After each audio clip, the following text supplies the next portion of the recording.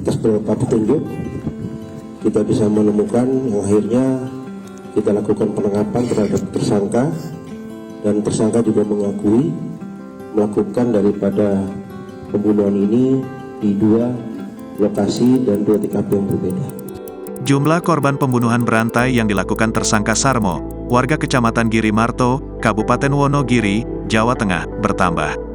Dari penelusuran lebih lanjut, penyidik Satreskrim Polres Wonogiri menguak tambahan 2 korban lain yang dibunuh oleh Sarmo.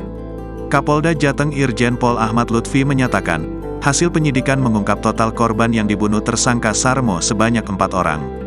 Kasus pembunuhan ini termasuk kasus menonjol di akhir tahun 2023.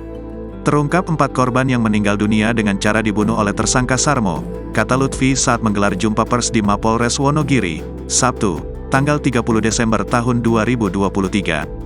Jenderal Polisi Bintang 2 itu mengatakan, sebelumnya jumlah korban pembunuhan tersangka Sarmo sebanyak 2 orang.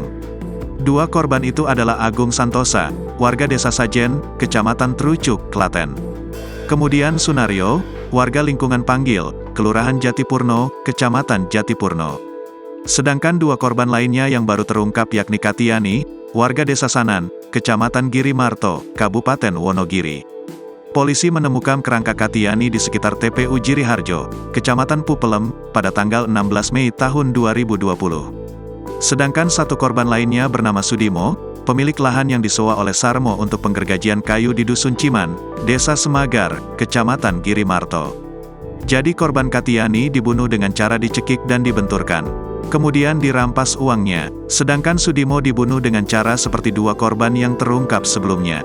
Korban diberi minuman yang telah dicampur apotas, tutur Lutfi.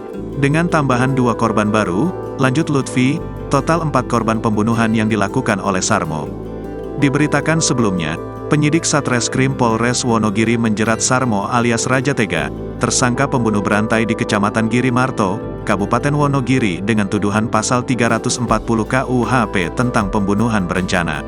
Sesuai pasal itu, seorang tersangka pembunuhan berencana terancam hukuman maksimal mati. Atas perbuatannya menghilangkan nyawa korban, tersangka itu dijerat pasal 339 dan 340 KUHP mengenai pembunuhan berencana. Ancamannya, hukuman berupa pidana mati atau pidana penjara seumur hidup atau selama waktu tertentu paling lama 20 tahun, kata Kapolres Wonogiri AKBP Andi Muhammad Indra Waspada Amirullah, Senin, tanggal 11 Desember tahun 2023. Download Tribun X sekarang, menghadirkan lokal menjadi Indonesia.